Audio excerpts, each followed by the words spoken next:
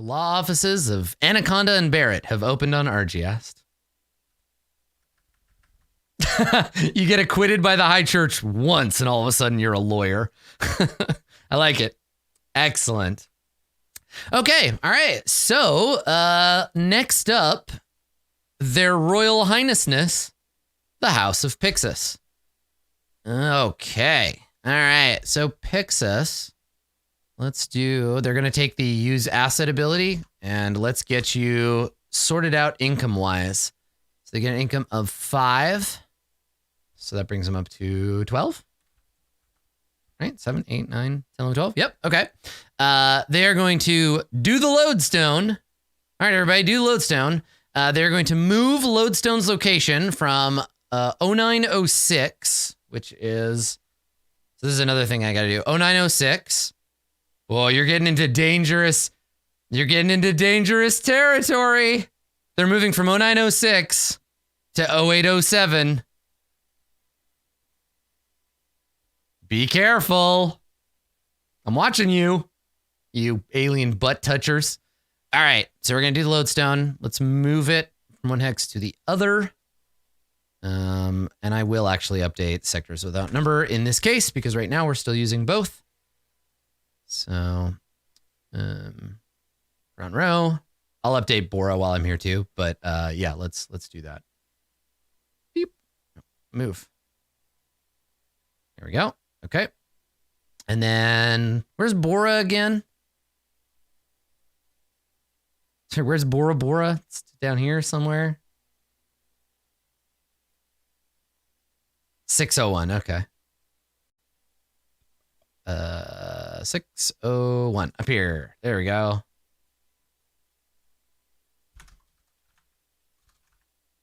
There. Beep. Cool. All right, map's updated. Let's update the spreadsheet. So, sector map. We got home system is now. Do you want to do it? You want to do it, Lich? You want me to do it? You want to do it? Me? You? You? Me? Me? You? Spider-Man? Spider-Man? All right, I'll do it. There we go. All right, so it's been moved, which means it drags along with it a handful of other assets. So let's update those. Okay. New location. I mean, I guess if House Pyxis wanted to lose their homeworld, here's the thing. Pyxis, next turn, if you try to move Lodestone from 0807 into 0808, if you want to do that, if you submit that order and you are willing to lose this planet, your homeworld, and a bunch of other shit, you could submit that order. I guess if you really wanted to. if you just decided to quit, that's a thing you could do. But we may not see Lodestone for a number of turns. It'll disappear, and then we'll see what happens. But it's a big loss for you. Assume that it is not possible, but if you really want to push it, I guess you could theoretically try. What if I cast Power Word Kill on myself? Then what happens? All right. So we've moved the Lodestone. Yeah, we got to move this one too. Here we go. You're just taking this church demagogue with you. It's there forever. You're just encouraging them. I mean, listen. Okay. So now we got to activate a whole bunch of assets. Okay. So first of all, Imperial Venture Capital. What's that modest? There's a Modest Mouse song. God, do the cockroach. Every time I think do the Lodestone, I think of that Modest Mouse song, doing the cockroach. Doing the cockroach, yeah. Yeah. I can't help it. I just realized that's the song that I keep getting stuck in my head. All right, let's roll. Let's roll that D8. Here we go. They get a 5. They get a 5. Okay, so result is 5. What does venture capital do again? This is the use money to make money thing. Let's see. I'm going to organize by Pyxis here. Pyxis, where are you? No. There we go. Okay. I needed to get this sorted anyway. All right, there we go. Okay, so venture capital on a 4 to 7, you gain 2 fact creds. 4 to 7 is 2 fact creds. So I will note that plus 2 fact creds. And then we'll do all the math at once at the end. All right, and then commodities broker on Prime brokerage.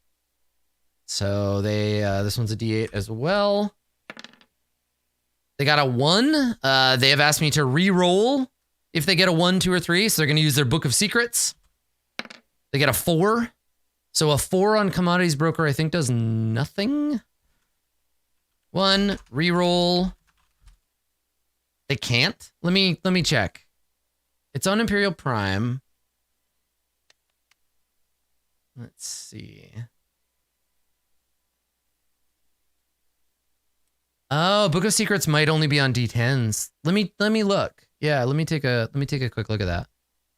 So, let's see if we have any rulings first. Okay. It's cunning asset. Roll any one roll on that planet. Obviously a bit of a snag, but make sure you get the Space Master organized. Yeah. Okay, so it's any roll on the planet. We got that. I remember the debate, and then this is when we had to take to Kevin and be like, dearest Lord Kevin of the House of Crawford, how the fuck does this work? Okay, so they do get the reroll. They get a 4. How does that asset actually work? On a 4, that many fact creds are subtracted from the next purchase. Okay. All right. So they roll a 4. Reroll with Book of Secrets. Get a 4. Okay. All right. And then that is no result there except for the 4 discount for later. And then they have 3 different pre and post tech things to work on here. So let's post those in. All right. D8 for the pre-tech manufactory, which is, let's see here, an 8. Okay. So an 8 on a pre-tech manufactory gets you what exactly? Gains half that many fact creds. Okay, so plus another plus 4. There we go. Okay, so that's plus 4. And then post-tech industry, 1 on lodestone, 1 on Liorgioli for 2d6.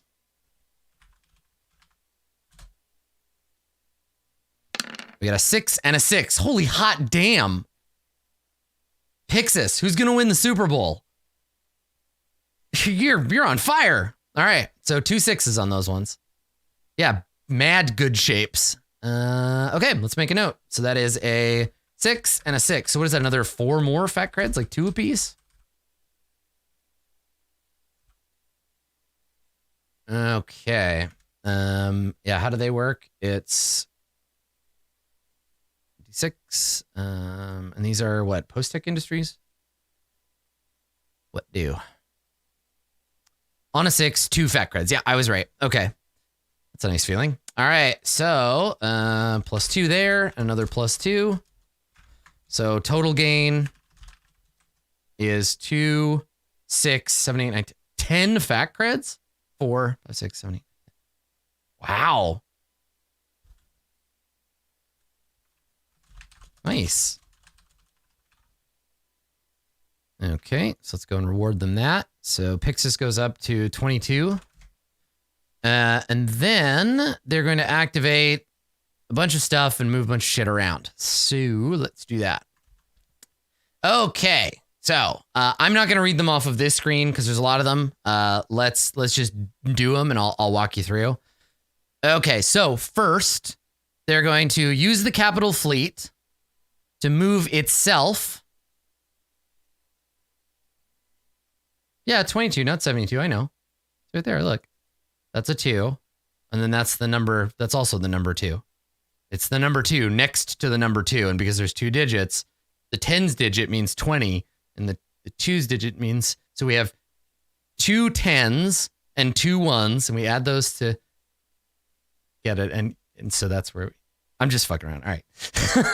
Okay, so let's move some assets.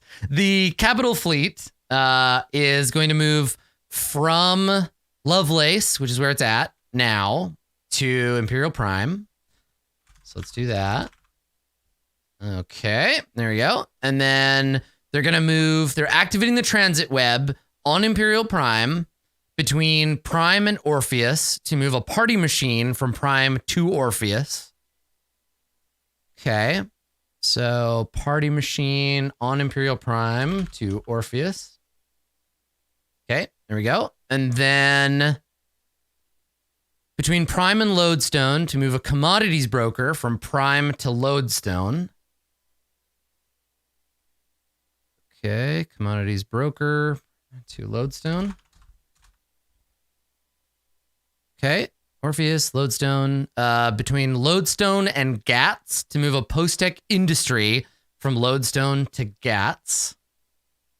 Okay, post-tech industry, Lodestone to Gats. There we go. All right. Okay. And then activate the extended theater on Imperial Prime to move the transit web from Prime to Ukiah. Okay, so let's see. It is the transit web. There it is. On Prime to Ukiah. Okay, and that costs 1, 2, 3, 4 fat creds, which I will take away here, bring you down to 78. Okay. All right. Thank you, Pyxis. As always, your Imperial Highnessness is appreciated here in the Faction Turn. Thank you for descending from your glorious throne to join us here at the edge of space. Who is next? What do we got? The cell's so big. Okay. All right. So next up is the House of Fornax. So the House of Fornax on phase 8. Let's go ahead and give them their credits and update their goal. No announcement. Do I have a Pyxis announcement? I do not. I do not have. Oh, House Pyxis normally at this point would be asking the Imperial Vault a question. But they would like me to keep that a secret. So the House of Pyxis consult the Imperial Vault, but do not publicly reveal what it is that they are asking of the vault. That is the thing. They're keeping it a big secret. Okay, all right. So let's continue with Fornax here. Let's give them their credits. They currently have 7. They come up to 12. They're going to take the goal, blood the enemy. They're going to blood the enemy. Let's update notes. Update notes. There we go. Okay. And that is blood the enemy. And it is, what are they? They're the same, 0. Maybe they're bigger. 11. Nope, 14. Okay. 0, 14. There we go. Okay. And the action they are going to take on the faction turn is seize planet. Okay. Seize planet. And they're going to seize the planet Crates. Crates? Crates? Anyway, so that's the seizure. But you know what? Looking at this, let me check crates because I think I might have missed. The asking if anybody wants to fight back on this one. Anyone prevents the thing. I think I might have missed this because there's another even spicier thing. But I also think maybe nobody's there, which is why I don't have any notes. Let me double check, and we will see. Yeah, that might be why. I might just be doubting myself for no reason. I do that sometimes. Yes, okay, that's why. I did it right. Yay, go me. Okay, all right. So they're beginning the seizure of crates by using these zealots. Let's see. It's a special attack action. So the zealot is technically taking an attack action. Yeah, can I just say, like, as a quick aside, let me just take off my Space Master hat and put on my Adam Koebel the person hat.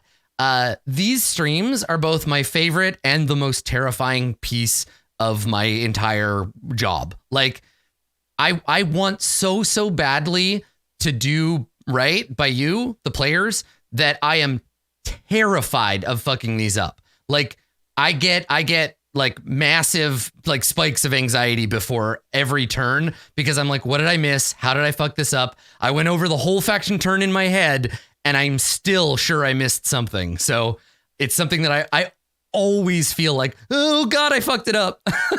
So far we've been okay, but like, I just wanted to share that with you. I get so anxious about it. It's still super fun and I love it, but yeah, it's a lot of pressure. I want to make sure I do it right because you work so hard, right? You do so much cool stuff. I also want to do the same. So what's funny here is that the zealots blow themselves up in doing this attack. So they're deleted, but there's a base of influence. So the influence base continues the siege, which is really funny. So because they only had 1 hit point and they roll a D4. So the zealots destroy themselves.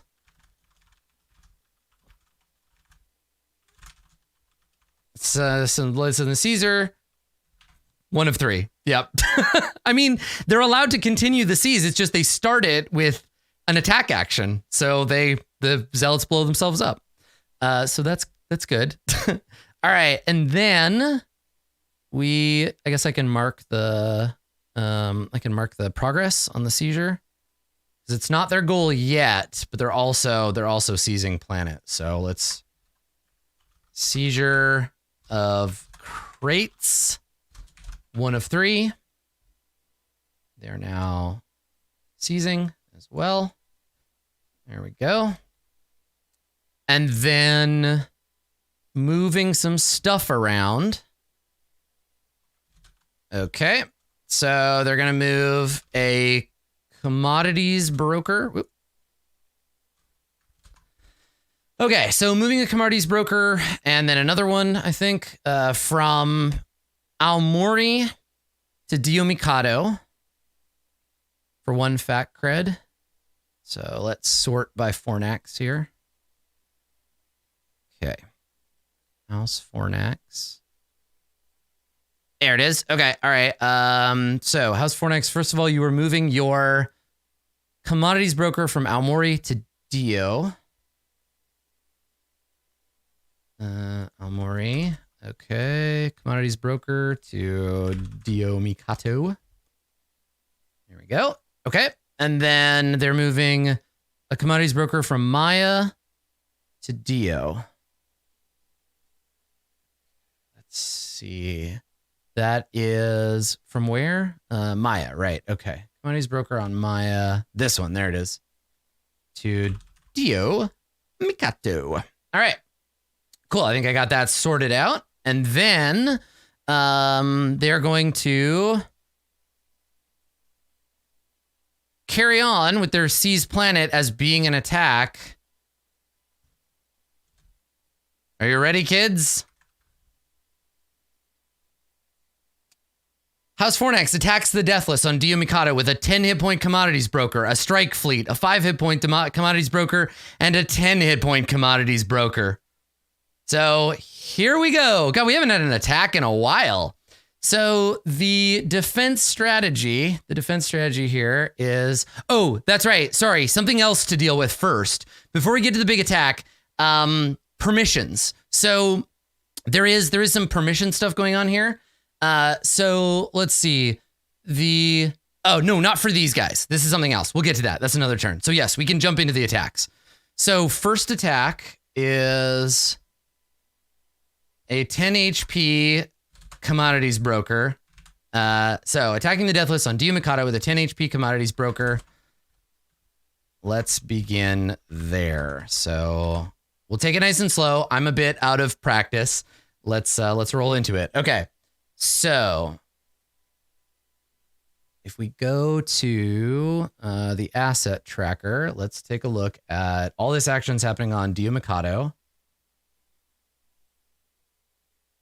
Go to Dio. Okay, there it is. Okay. So first things first, the 10 HP commodities broker. This is a wealth versus wealth attack.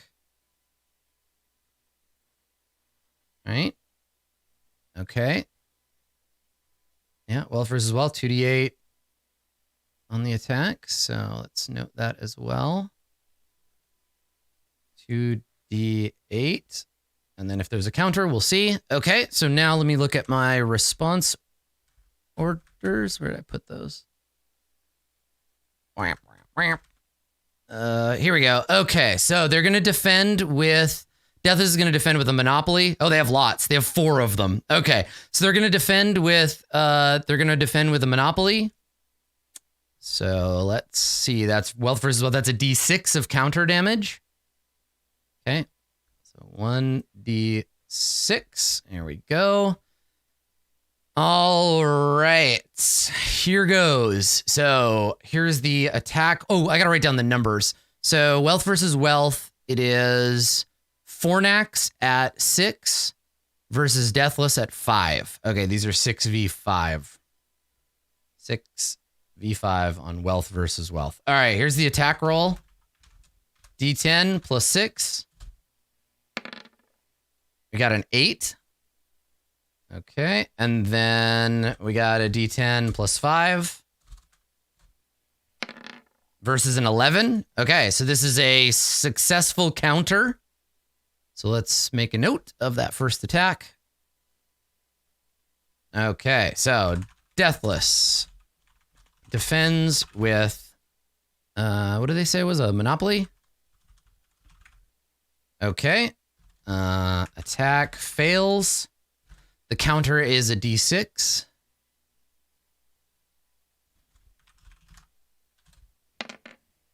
Four damage. Okay, 4 damage counter. All right, so that's the 10 HP commodities broker. House of Fornax takes 4 damage, bring them down to 6. Okay. Got it. Okay, so the next attack is the Strike Fleet on Dio Mikado. Okay, so Deathless defends with another different Monopoly. Okay, so now this is a 5v6. This is a force attack. So let's roll that, see what happens. Okay. So this is technically force versus wealth, right? Or is it force versus force? I gotta do it right. Okay, Strike Fleet. Force versus force. Yeah. Yeah, FVF. Okay. All right. Force versus force. This is 5 versus 6. And then the damage is the same for the defense because they're still defending with a Monopoly. And the Strike Fleet does like a lot of damage, I think. Oh, it doesn't. 2d6. Okay. It has a good counter attack is what it. Yeah, better counter attack. 2d6. Okay. Not 26. Adam, you dyslexic fool. 2d6. Okay. Here we go. Attack rolls and what have you. All right. So the first attack is d10 plus 5. Here we go. Woo, shit. Strike Fleet gets a 13. All right. Hi, Adam. Yes, it's highly complicated. You're coming in on turn 20 of an almost 2-year-long multiplayer spreadsheet space battle game that I run for the Verona community. It's a lot. Okay. All right. So 13 versus force attack. So this is the defender. This is the Monopoly defending. I'm not sure how you defend yourself with a Monopoly against Space Fleet, but that's up to you to figure out, not me. So let me make a note. Defense with Monopoly. Okay. All right. So this is the one where we need to get a better than 13. This is going to be real tricky. D10 plus 6. Here we go. Ah, an 11. An 11. The strike fleet hits. Okay, so it is a success. Attack hits. So we're going to do 2d6 damage. Except the Deathless have friends.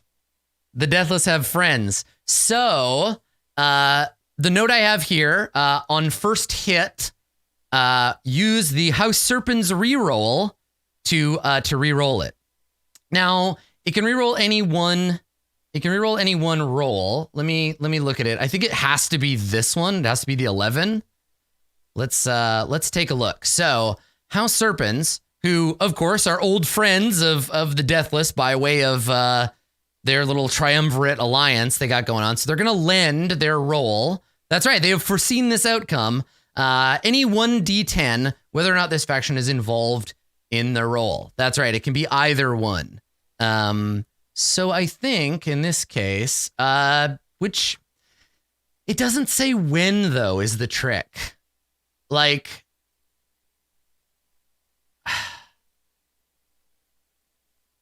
I think it has to be the defense roll, right? It wasn't specified. It just says the order I have is on first hit, re-roll.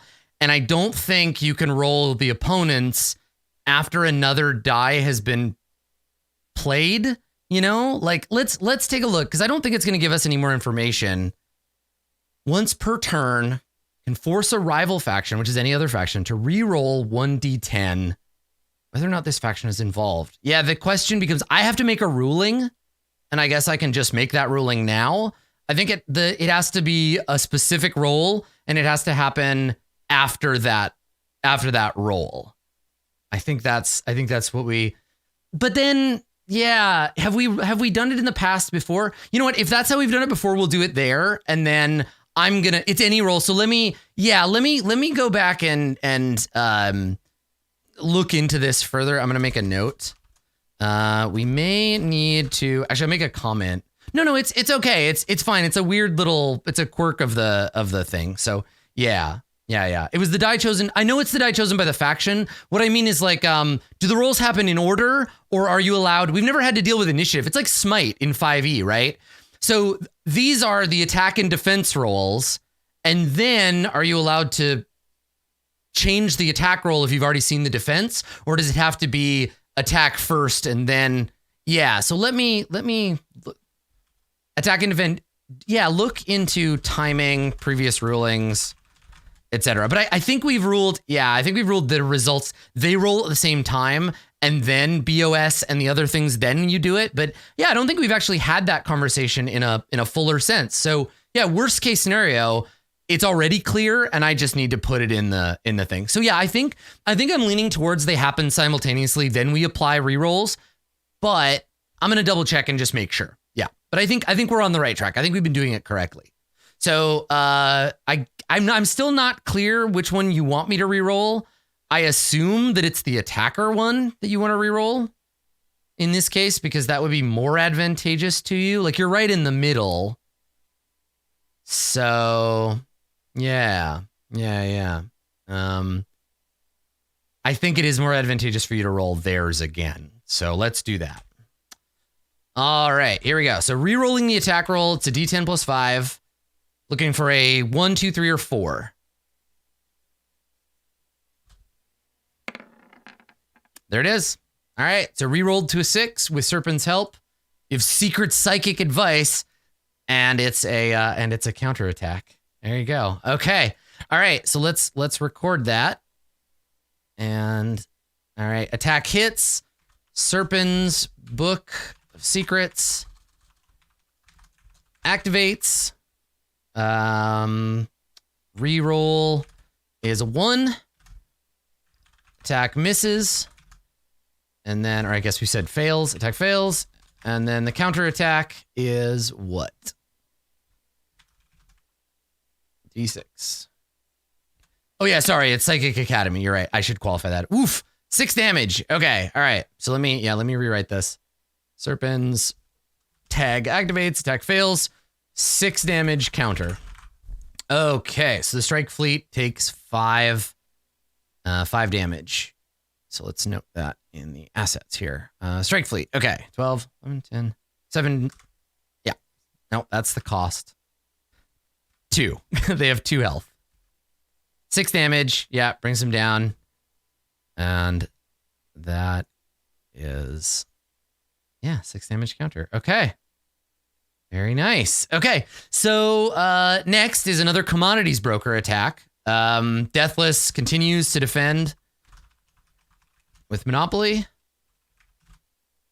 And then this reverts back to that same 6v5 for the next 2 attacks, right? So it's 6v5 wealth versus wealth. Okay, and then the damage on a commodities broker is 2d8, right? 2d8 versus a d6. D6. Okay, all right. 2 more attacks. Here comes the first one. +6. This is the attack roll. And we got a... Jesus Christ. It is not a good day for attackers today. And then the defender roll, which is +5. A tie.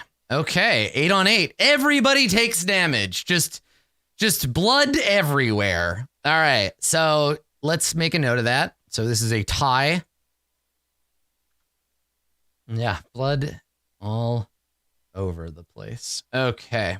Yeah, both things happen. So defense monopoly, tie. Attack damage is 2d8.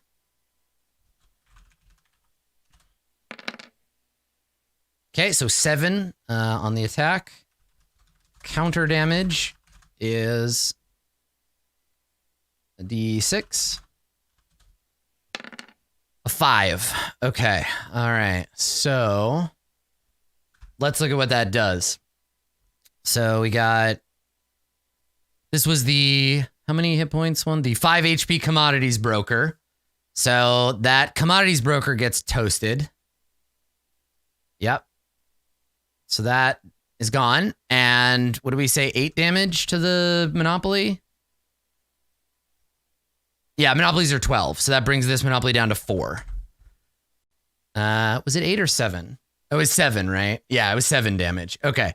So that goes back up to 5. There we go. Okay, great. So attack damage 7, counter damage 5. Destroys attacking commodities broker. All right. And then the last 10 HP commodities broker, same roll as before. We're looking at a D10 +6. An 11 this time. Okay. Versus a D10 +5. All right, versus a 6. Okay, so this attack succeeds.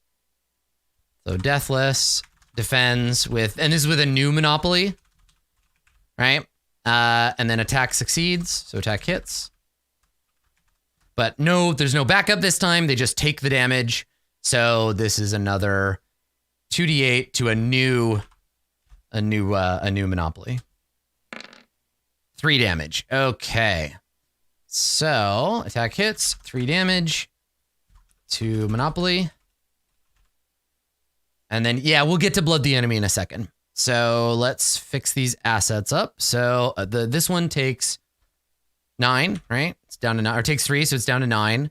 And then Fornax dealt how much damage so far? 7, 10. Okay. So Fornax is at 10 of 14. Did they do 11? Am I missing one? Let me double check that math. Attack fails, attack hits, nothing, 7 and 3. Yeah. 1 tie, 1 attack, 10 damage. Yep. It's 10. Okay. All right. Cool. Let's finish your turn, Fornax. Your ending balance should be 10. Yep, because you moved your two assets. Your blood the enemy is at 10. And in typical taciturn Fornax style, the House of Fornax has the following announcement for the end of this turn. It's just business. Thank you, House Fornax. All right, let's carry on. The House of Crux coming up next at number 9. Okay. So, Crux is number 9. They are going to gain some credits, and they're going to seize a planet. So, they go up to 21 fat creds. There we go. They are going to take the action Seize Planet. And they are going to begin the seizure of that lifeless ball formerly home to the House of Cygnus. They're going to begin seizing planet on Gats. House Pyxis and House Fornax, both given the opportunity. House Fornax and House Pyxis, both given the opportunity to contest this claim. They choose to not claim it. All right, so House Crux going ahead and seizing planet on Gats, uncontested. Let me take a look here. Wrong, we do contest. Let me look. Did you contest? Is that what's happening? Because I might have seen you had multiple contests. Let me double check. This is why it's good to have folks in chat. Ender friend, let me look for your messages here. I might have just miscopied it. Let me see. Oh, you do contest. Okay. All right. Okay. All right. So you did contest. That's true. All right. So there is a roll here. Let me see how a contested seizure goes. So yeah, see, this is why it's good to double check. Okay. All right. So let's see. We make a cunning versus cunning roll, and then I think it's just a free shot. So let's check that. 1 second.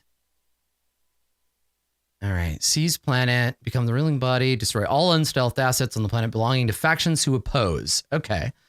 If all the assets cannot be destroyed in one turn, the faction must continue their attempt next turn until either successful or all of their own assets have been destroyed or left the planet. Right. That's right. Seize is. But let's take a look on it's forcing attacks. Crux has to attack. Yeah. Okay. All right. So let's take a look at what that looks like. So Pyxis, no contest. Fornax contests. Okay, contest, which locks them in. And it means that what's on Gats right now? Let's take a look. Yeah, planetary seizure and the other one, I get them confused in my head sometimes, so let's take a look. All right, so on Gats right now, we've got, let's see, a Fornax base of influence. Okay, so they've got to destroy that base before they can continue, before they can finish the seizure. So okay, so they are contesting, which means. What? Let's see. No other actions can be taken. Meanwhile, once all resist, so this becomes an attack on that party machine. So what do they have? They are seizing the planet using the party machine.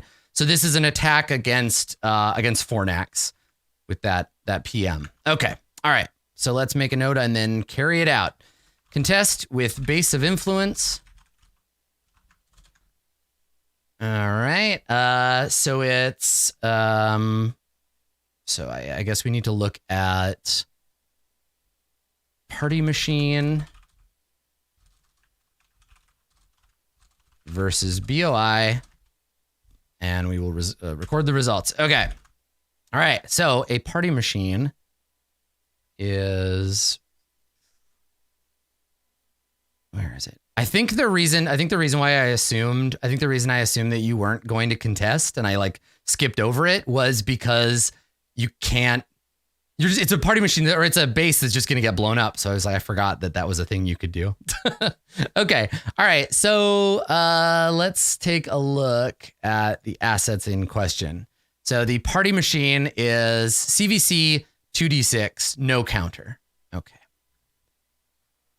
CVC 2d6 counter. Yeah, you might win. It's true. And then CVC on the two of them is 5 versus 3. Okay. 5 versus 3. Okay. Yeah. Okay. All right. So 5 versus 3, 2d6. Let's go ahead and take a look here at what's going on. So, yeah, I mean, technically, if this fails, seizure is an attack action, so they can continue. If they have other assets, they can attack with them too. We're just starting here. All right, D10 plus, what did I say? 5 for Crux. If they had anything else on the planet. Yeah. Okay, so D10 plus 5. Woo! Wow! Wowzers! There's just really no point in rolling to defend. D10 plus 3 versus a 7. Okay. You did it, Crux. All right, so Crux. Party Machine versus BOI. Attack hits. Dealing, it just needs to deal 1 damage, so it does. Dealing 1 damage, which does destroys the BOI, and deals 1 fac damage to Fornax. Some conspiratorial part of my brain is like, this is a Fornax Crux plot. Like I just feel like there's some fucking secrets here. I don't know for sure, but some part of me, some paranoid part of me is like, cahoots? Is this a cahoots situation? Okay, so let's go ahead and deal with that. So it's 1 damage to Fornax, bringing them down to 28. Okay, and then that deletes the Fornax BOI. I mean, it's a completely valid move if it is a conspiracy, right? Like, you let us blow up your party machine, or you let us blow up your BOI so we can get 2 experience instead of 1. That's like a thing. But on the outside, it looks like Fornax is saying to their cousins, hey, stop it. And then Crux is like, how about we blow you up instead? I guess it's a party machine, so they don't blow them up. It's a political block that ousts them. So let's take a look here. Blood the enemy. Fornax isn't dealing damage, so that doesn't affect it. Crux doesn't have a goal for this yet. That's fine. That's right. Fornax didn't own it. They just had a base there. Again, in the new gold system, we're going to separate those mechanisms, the planting a base and the other, like, we're going to separate those a bit better. But anyway, for now, I think that's the end of this seizing business. Now they're locked into seizure. So they have to finish it. Technically, yeah. It's if they're contested at all, they get the bonus. Yep. Now technically, because Fornax has raised the flag saying we contest, right? I believe if they, did I just do that to Serpens? Sorry, Serpens, you're not doing. I saw planetary seizure. House Crux. There you are. All right. Seizure of Gats. 1 of 3. Status. Seizing. There we go. Okay. Perfect. Let's get rid of that. Okay. I'll take the planet. Yeah. I mean, sure. Okay. Great. Cool. Minor speed bump on the way, but we got there and the rolls have been made. And I think that's it mechanically for Crux. Now let me read. Crux has a House Serpens. Yeah, I didn't set this just now. Yeah, you shouldn't have it. I don't know how that got put there. I think I was just trying to check it. Okay, so this is part of a larger announcement. I think I did by accident. Yeah, I think you're right. This is part of a larger announcement that we're gonna put on the Discord server, but let me read you a blurb first. The actions of the High Church of the Messiah as Emperor on the planet Gats, denounced and declared in breach of imperial law in the public issuance, a denouncement of the High Church's seizure of Gats, are upheld as unlawful by the conclave assembled, the 71 of the Sanhedrin, and the imperial throne. However, the intent of the High Church of the Messiah as Emperor to render Gats a holy place is upheld as good and just, and shall herein be rendered into law deemed appropriate by the holy will and missives issued by the High Church. More specifically, the law set forth herein shall clarify the illegality of various forms of deformation, inhabitants, and tampering that irrefutably bring harm to Gats as a holy place of the empire. So this is part of a larger, much more dense document explaining that the High Church's control of Gats as a spiritual entity, good. As a physical entity, bad, legally. And so there's this whole complex thing. It's actually quite an interesting doc. I'm excited to post it. You could tell that it's put together by the lawyers of House Crux. But yeah, so now Crux is beginning their seizure of Gats, and we're good to continue.